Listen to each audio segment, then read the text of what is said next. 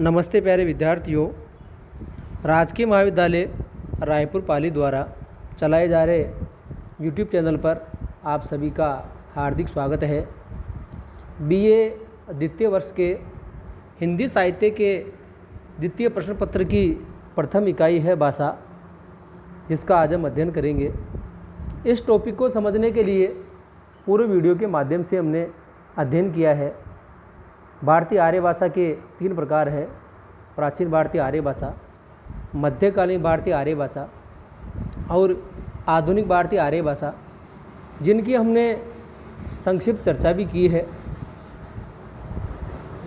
पूर्व वीडियो में हमने अध्ययन किया था हिंदी भाषा का उद्भव और विकास। प्राचीन भारतीय आर्य भाषा और मध्यकालीन भारतीय आर्य भाषा के भेद, वैदिक संस्कृत, लौकिक संस्कृत, पाली, प्राकृत, अपभ्रंश, इन सब का हमने अध्ययन किया। ये अध्ययन हिंदी भाषा के उद्भव का ही अध्ययन था। हम हिंदी भाषा के उद्भव की ही जानकारी, उसका ही अध्ययन कर रहे थे। आज का हमारा टॉपिक यही है, हिंदी भाषा का विकास। अब हिंदी भाषा के विकास को काल के आधार पर 3 प्रकार से विभाजित किया गया है: आदिकाल, मध्यकाल और आधुनिक काल। काल के आधार पर विभाजन करने का कारण है कि समय के आधार पर भाषा में होने वाला परिवर्तन, भाषिक तत्वों में होने वाला परिवर्तन, यानी अपभ्रंश के बाद आदिकाल में क्या अंतर आया भाषिक तत्वों में, आदिकाल से मध्यकाल के दौरान, मध्यकाल से आदिकाल के दौरान भाषिक तत्वों में क्या परिवर्तन आया। आधुनिक आर्य भाषाओं का जन्म अपभ्रंश से हुआ है। हमने इसका अध्ययन पूर्व वीडियो में कर लिया है। यानी हिंदी का जन्म अपभ्रंश से हुआ है। अपभ्रंश का समय है 500 ईस्वी से 1000 ईस्वी। हिंदी का है 1000 ईस्वी से वर्तमान तक। यानी अपभ्रंश हिंदी की जननी है, माता है। तो सीधी सी बात है, माता का प्रभाव बेटी पर तो रहेगा ही रहेगा, यानी हिंदी पर अपभ्रंश का प्रभाव रहेगा ही रहेगा। तो हम इसका अध्ययन करते हैं। आदिकाल, इसका समय निर्धारित किया है 1000 ईस्वी से 1500 ईस्वी तक का। यानी 1000 ईस्वी से 1500 ईस्वी तक भाषिक तत्वों में क्या परिवर्तन रहा, भाषा की क्या स्थिति रही। प्रथम देखते हैं प्रारंभिक काल में, यानी जब हिंदी की शुरुआत थी, यानी हिंदी का जन्म हुआ ही था। प्रारंभिक काल में हिंदी अपनी सभी विशेषताओं में अपभ्रंश के निकट थी, क्योंकि उसका पूर्णतया विकास नहीं हो पाया था। उस समय तक वो मानक रूप ग्रहण नहीं कर पाई थी। हमने पूर्व वीडियो में अध्ययन किया था कि हिंदी के लक्षण 8वीं शताब्दी से ही दिखाई देने शुरू हो गए थे और 13वीं शताब्दी तक हिंदी में अपभ्रंश का प्रभाव था। दूसरा, च, छ, जय, जय स्पर्श व्यंजन थे। आदिकाल में ये स्पर्श संघर्षी हो गए। हमने स्वर और व्यंजन का जब अध्ययन किया, आगे भी करेंगे, तो कैसे मैं तक के जो व्यंजन है वो स्पर्शी कहलाते हैं। जिन व्यंजनों के उच्चारण में फेफड़ों से छोड़ी जाने वाली हवा वाग यंत्र के, यानी मुख के विभिन्न भागों का, उसके किसी भी अवयव का किसी भी भाग का स्पर्श करती है और फिर बाहर निकलती है, वो स्पर्शी कहलाते हैं। और संघर्षी और स्पर्श संघर्षी, ये आगे के भेद हैं। स्पर्श संघर्षी में देखो, जिन व्यंजनों के उच्चारण में स्पर्श का समय अपेक्षाकृत अधिक होता है और उच्चारण के बाद वाला जो भाग है वो संघर्षी हो जाता है, उसको स्पर्श संघर्षी कहते हैं। यानी तालु और जो जिह्वा है उसके मध्य हवा का संघर्ष होता है, इसीलिए हम इनको च, छ, ज को स्पर्श संघर्षी व्यंजन कहते हैं। आदिकालीन हिंदी में 2 नए स्वर ऐ और औ अवहट की स्थिति से ही शामिल हो गए थे। पूर्व वीडियो में हमने अवहट का अध्ययन किया था, जो अपभ्रंश का ही उत्तरवर्ती रूप है। अवहट को नई भाषा का नाम भी कुछ विद्वान मानते हैं। ए और ओ अवहट की स्थिति से शामिल हो गए थे, यानी हिंदी में इनका प्रवेश हो गया था। अगर मान लीजिए ये प्रश्न परीक्षा में आता है कि ए और ओ हिंदी में शामिल हुए थे, अपभ्रंश, अवहट या और दो भाषाओं का नाम, तो उस स्थिति में आपको अवहट ही आंसर करना होगा। अगर ऑप्शन में अवहट न होकर अपभ्रंश है तो अपभ्रंश आपको मानना होगा, कंफ्यूज नहीं होना है आपको इसमें। संस्कृत व फारसी से कुछ नए शब्द रूपांतरित होकर हिंदी में आए। संस्कृत भाषाओं की जननी है। संस्कृत के शब्द जो तत्सम हैं उनका प्रयोग हिंदी में होता है।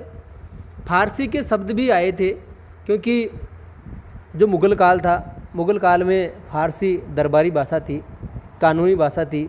जब दरबारी भाषा थी तो शैक्षिक भाषा भी थी, तो उसके जो शब्द है वो भी हिंदी में आए।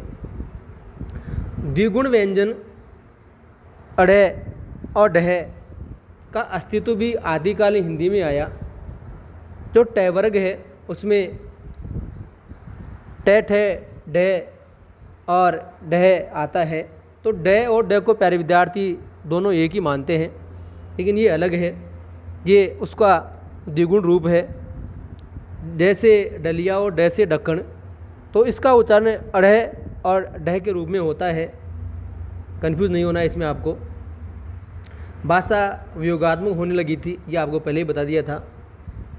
आदिकालीन हिंदी में तद्भव व देशज शब्दों की प्रधानता थी, क्योंकि आदिकालीन हिंदी की जननी अपभ्रंश है, तो ये अपभ्रंश का यही प्रभाव था कि देशज और तद्भव जो शब्द है उसकी प्रधानता हिंदी में हो गई।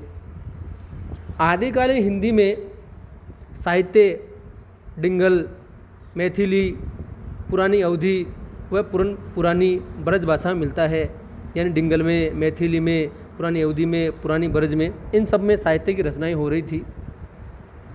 साथ ही अमीर खुसरो ने खड़ी बोली में भी रचनाएं की थी। तो ये आदिकाल का था। अब आदिकाल के बाद जो मध्यकाल है, जिसका काल 1500 ईस्वी से 1800 ईस्वी तक का है, निर्धारित किया है, इसमें भी भाषा में क्या परिवर्तन आए। प्रथम, मध्यकाल में हिंदी व उसके परिवार का स्वरूप स्पष्ट होने लगा तथा इसकी प्रमुख बोलियां विकसित होने लगी, यानी इसका स्वरूप स्पष्ट होने लगा, यानी इसका जो मानक रूप है वो धीरे धीरे तैयार हो रहा था। अपभ्रंश का जो प्रभाव है धीरे धीरे कम हो गया था। इसकी जो बोलियां थी वो विकसित हो गई थी, और मुख्यतः अवधी, ब्रजभाषा और खड़ी बोली में रचनाएं हो रही थी। ये तीन रूप सामने आ गए थे। मध्यकालीन यानी भक्ति काल का जब हम अध्ययन करेंगे साहित्य में देखेंगे, सूरदास, तुलसीदास जैसे कवि थे, उन्होंने ब्रजभाषा और अवधी को साहित्य का आधार बनाया था। उच्चारण में अंत्य आकार का लोप होने लगा, यानी अंत में जो ए है उसका उच्चारण का लोप होने लगा। जैसे राम का राम, जैसे स्वर का जब उच्चारण करते हैं तो मुख हमारा खुला रहता है। जैसे मैं बोलूँ ए तो मुख मेरा खुला है, अब मैं बोलूँ राम तो मैं का जब उच्चारण हुआ तो अंत में मेरा मुख बंद है, यानी मुख बंद है, यानी मैं का उच्चारण नहीं कर रहा। मैं जो ए है उसका मैं उच्चारण नहीं कर रहा, इसीलिए अंत्य आकार का लोप होने लगा। व्याकरण की दृष्टि से भाषा शुद्ध होने लगी थी, हालांकि पूर्णतः शुद्ध नहीं हो पाई थी। पूर्णतः शुद्ध का अध्ययन करने के लिए जब हम आधुनिक काल पढ़ेंगे हिंदी साहित्य में, जब द्विवेदी युग का अध्ययन करेंगे, महावीर प्रसाद द्विवेदी का, तब और ये क्लियर हो जाएगा। कै, ख, गे, जैफ है, ये नए व्यंजन अरबी फारसी के प्रभाव से हिंदी भाषा में आए। पहले विद्यार्थियों इसको अच्छी तरह देखो। कै, ख, गे, जैफ है के नीचे एक बिंदी लगी हुई है, ये फारसी लिपि है, फारसी लिपि का चिन्ह है, इसको नुक्ता कहते हैं। तो ये हिंदी में आ गए। वाक्य रचना फारसी से प्रभावित होने लगी, विशेष रूप से की का प्रयोग होने लगा। फारसी, अरबी, तुर्की आदि भाषाओं के शब्द भी हिंदी में आ गए। ये इनके जो शब्दांश है, ये शब्दों की संख्या है, इसको आप याद कर लेना ताकि प्रश्न को आप आसानी से हल कर सको। इसके बाद में इसका तीसरा काल विकास वाला वह है आधुनिक काल, जिसका समय है 1800 ईस्वी से वर्तमान। इसमें उच्चारण में शब्दांत ए का पूर्णतया लोप हो गया। अभी पहले बताया था राम वाला उदाहरण देके, वो ए का पूर्णतया लोप ही हो गया, भाषा पूर्णतया वियोगात्मक होने लगी, ये पहले बता दिया आपको। कै खे गए जैफ है जो फारसी वाले थे, इनके प्रयोग में आधुनिक काल तक बिल्कुल कमी आ गई। अंग्रेजी के प्रभाव से आध्वनि का समावेश हुआ, जैसे डॉक्टर तथा ड्रे और ट्रे जैसे नए संयुक्त व्यंजनों का प्रचलन हुआ, और हिंदी की वाक्य रचना भी अंग्रेजी से प्रभावित होने लगी। अंग्रेजी का प्रभाव हिंदी में बढ़ने लगा। हिंदी का व्याकरणिक रूप स्थिर हो गया, क्योंकि संविधान में इसको राजभाषा का दर्जा प्राप्त हो गया। देवनागरी लिपि के रूप में इसकी रचना होने लगी, इसका मानकीकरण तय हो गया। हमारा हिंदी जो निदेशालय है, केंद्रीय निदेशालय, वो उस पर मानकीकरण तय हो गया, इसलिए इसका व्याकरणिक रूप स्थिर हो गया। कुछ इसके महत्वपूर्ण तथ्य भी है कि हिंदी का आधार सामान्यतः खड़ी बोली को माना जाता है, परंतु कॉलब्रेक ने कन्नौजी, स्टाविक व मोहम्मद हुसैन ने ब्रजभाषा, महमूद हसन खान ने हरियाणवी, इनको हिंदी का आधार माना है। हालांकि मुख्य तो हमारी खड़ी बोली है, हिंदी वही है जो हम बोल रहे हैं, जो हम लिख रहे हैं, जिसमें हमारे पाठ्य पुस्तकें, हमारे समाचार पत्र ये सब लिखे हुए, ये खड़ी बोली ही है। लेकिन कुछ विद्वान थे जिन्होंने इनको माना। साहित्य इतिहास के संदर्भ में 5 उपभाषाएँ व 17 बोलियाँ हैं। डॉक्टर गिरिसन के अनुसार भाषा विज्ञान की दृष्टि से पूर्वी हिंदी, पश्चिमी हिंदी व उनकी जो उनकी 8 बोलियां हैं, उनको ही उन्होंने हिंदी का आधार माना है। राजभाषा के रूप में खड़ी बोली के मानक रूप को ही हिंदी कहा जाता है। लल्लू लाल की जो रचनाएं आधुनिक एवं मध्यकाल के संधि काल की रचनाएं कही जाती है। लल्लू लाल का अध्ययन हम आधुनिक काल में करेंगे। प्रेम सागर उनकी रचना है। प्यारे विद्यार्थियों, हिंदी भाषा के उद्भव और विकास के बारे में हमने विस्तृत चर्चा भी की है। तो इससे संबंधित परीक्षा में प्रश्न पूछा भी जाता है, तो आप जहाँ तक मेरा मानना है बड़ी आसानी से इस क्वेश्चन का आंसर दे पाओगे। ये जो नोट्स आपको मैंने शेयर किए हैं व्हाट्सएप पे मैं आपको शेयर कर रहा हूँ, उनको भी आप उतारें, वीडियो को आप ध्यान से देखें।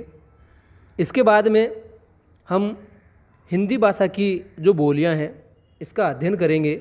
धन्यवाद।